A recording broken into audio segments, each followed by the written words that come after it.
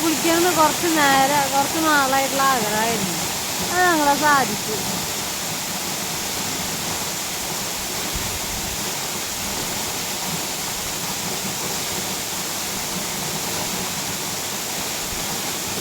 ചെരുപ്പ് ഊരിട്ടിട്ട് വേണം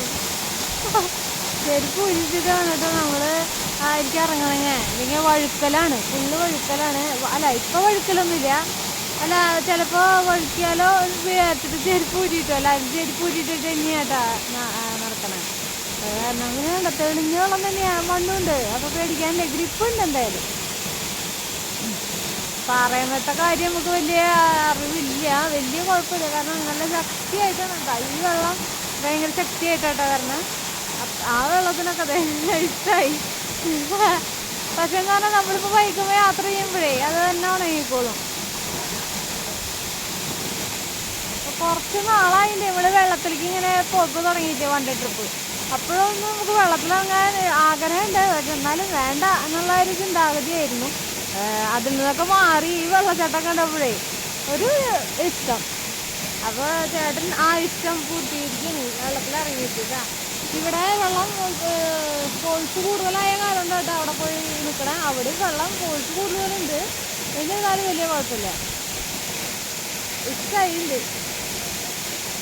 പിള്ളേരുടെ കുഞ്ഞു പിള്ളേരെയൊക്കെ കൊണ്ടുവരാട്ടോ, ധൈര്യമായിട്ട് കൊണ്ടുവരാം. നമുക്ക് കുഞ്ഞു പിള്ളേരെയും പ്രായമായ ആൾക്കാരെയൊക്കെ താഴെ ഇരുത്താം. കാരണം ആ വെള്ളത്തിന് അത്ര വലിയ കുഴപ്പമില്ല.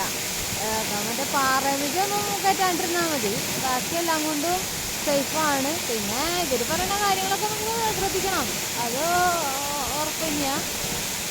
പിന്നെ ഓരോ ജോലിയും കൂടി കയ്യിൽ വെച്ചാൽ നല്ലതാണ്. പക്ഷെ ഇവിടെ മാറാനുള്ള സജ്ജീകരണങ്ങളൊന്നും ഇല്ല കേട്ടോ.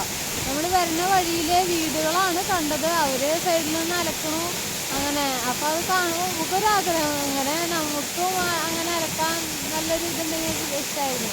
അത് ഇല്ലാത്ത ആൾക്കാർക്ക് അങ്ങനെ ഇഷ്ടം കൂടുമല്ലോ, അതാണ്. അപ്പം അങ്ങനെ അടിപൊളി ട്രിപ്പ് ആയിരുന്നു കേട്ടാ, സൂപ്പർ ട്രിപ്പ്. പുള്ളിക്കാരൻ അടിപൊളിയായിട്ട് അവിടെ നിൽക്കുന്നുണ്ട്.